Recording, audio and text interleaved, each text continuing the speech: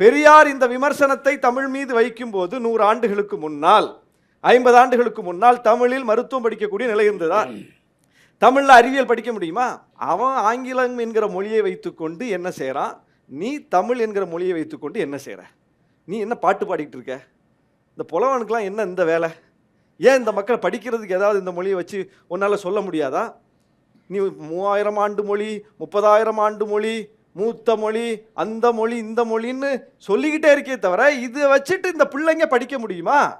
இதை வச்சுட்டு இந்த பிள்ளைங்களுக்கு சோறு கிடைக்குமா? இதை வச்சுட்டு இந்த பிள்ளைகளுக்கு வேலை கிடைக்குமா? ஒரு நல்ல சட்டை போட முடியுமா? ஒரு நல்ல மேலை நாடுகளுக்கு இந்த பிள்ளைங்க போக முடியுமா? அவர் அப்படி பிராக்டிக்கலாக பார்க்குறார்.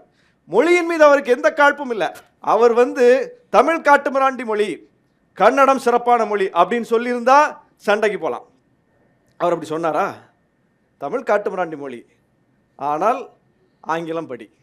இது என்ன லாஜிக்? அப்போ இது என்ன லாஜிக் அதுக்குள்ளே இருக்குன்னு பார்க்கணும்ல நம்ம. அப்போ அந்த லாஜிக்கை விட்டுறாங்க. அவர் கடவுளை மற கன்னடனை நினை அப்படின்னு சொன்னாரா?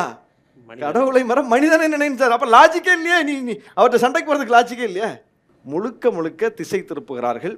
இந்த திசை திருப்பும் நாடகம் என்பது ரொம்ப நாளைக்கு நீடிக்காது.